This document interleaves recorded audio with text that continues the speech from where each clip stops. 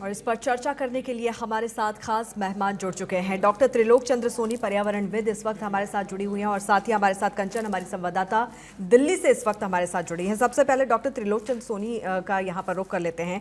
त्रिलोक चंद्र जी, जिस तरह से ये नया मैप आया है, ये सिर्फ एक अपडेट नहीं, इसे एक बड़ी चेतावनी के तौर पर भी देखा जा सकता है और इस नए मैप के आने के बाद से वैज्ञानिकों में भी हड़कंप मच गया है। उत्तराखंड जी अंकिता जी, आवाज आ रही है?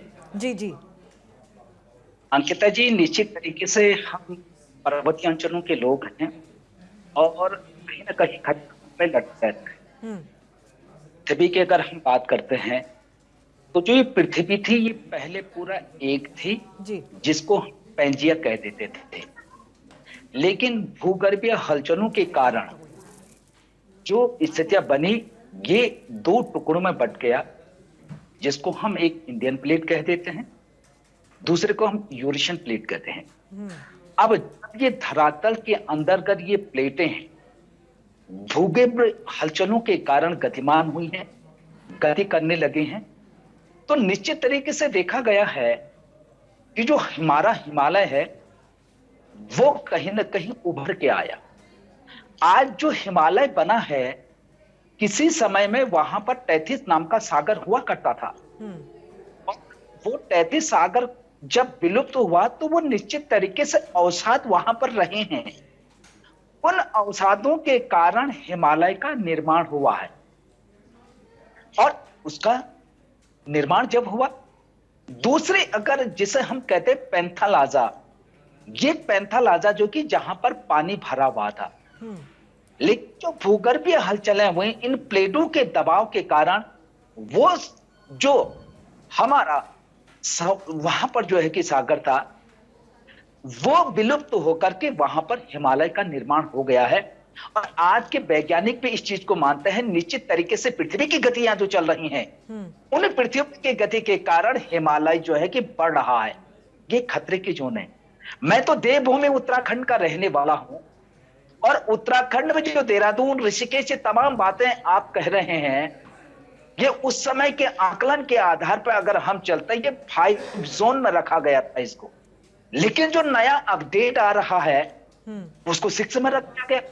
यानी कि कह सकते हैं हम कि ये हिमालयी क्षेत्र इतना जो है कि भयंकर एक विस्फोट, यानी कि ज्वालामुखी के रूप में मुंह के सामने हम जी रहे हैं, वो कभी भी विस्फोट हो सकता है। बिल्कुल, और इसीलिए हम खतरे के मुहाने पे खड़े हुए हैं और सबसे हाई रिस्क जोन में दिल्ली एनसीआर भी हैं। हमारी संवाददाता कंचन भी हमारे साथ जुड़ी हुई हैं। कंचन, जिस तरह से नया मैप यहाँ पर जारी किया गया है, निश्चित तौर पर एक बड़ा खतरे के तौर पर इसे देखा जा सकता है और साथ ही दिल्ली एनसीआर की हम यहाँ पर बात करें, जो हाई रिस्क जोन में इस भूकंप के नए मैप में दिखाया गया है, यानी कि अगर भूकंप आया तो एक बड़ी तबाही देखने को मिल सकती है।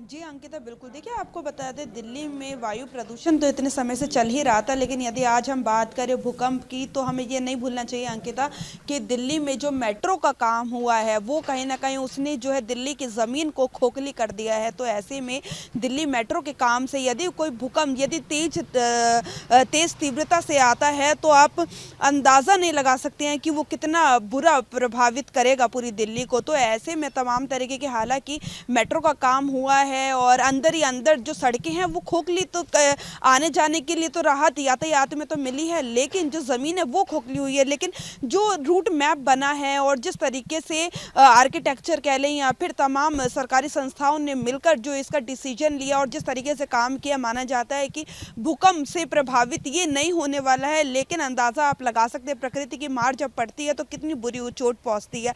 तो ऐसे में कहीं ना कहीं दिल्ली सरकार हो या फिर अन्य राज्यों की सरकार हो, फिलहाल हम दिल्ली की बात करें तो दिल्ली सरकार तमाम तरीके की अपने तरफ से सुरक्षा के कड़े नियम लेकर और सब चीज़ को जांच पड़ताल करके माप के ही जब भी है मेट्रो का काम या फिर अन्य जगहों पर गड्ढे और ये सब चीज़ें होती है। लेकिन यदि तीव्रता से भूकंप आया तो अंदाज़ा नहीं लगा सकते। हमने कई जगहों पे अलग अलग देशों में देखा है अंकिता की किस तरीके से भूकंप आता है और कितनी भारी चोट जो है उसकी इंसान को पहुँचती है। तो ऐसे में फिलहाल सरकार ने सभी सुरक्षा के कदम लेके जो है इसको मापते हुए सारे काम उनकी निगरानी में होते हैं। लेकिन यदि हम बात करें प्रदूषण की, तो प्रदूषण पे दिन बढ़ता ही जा रहा है। लेकिन बात करें कि तमाम सरकार की तरफ से उठाया गया ग्रैब 3 लागू है, और ऐसे में जो है कहीं ना कहीं थोड़ा आराम जो है वो पहुंचा है दिल्ली में। लेकिन फिलहाल भूकंप से यदि बचने की बात करें, और जो आने वाले समय के अंदाजा लगा सकते हैं कि बिल्कुल, यदि हमने क्योंकि देखा दिल्ली पिछले कई एनसीआर समय की में बनावट दिल्ली में ऐसी है भूकंप कंचन कि अगर भूकंप आया, क्योंकि हाई राइज बिल्डिंग है और उसमें कितने मानकों का यहाँ पर ख्याल रखा गया है, वो तो आने वाला वक्त ही, आने वाला खतरा ही यहाँ पर बताएगा।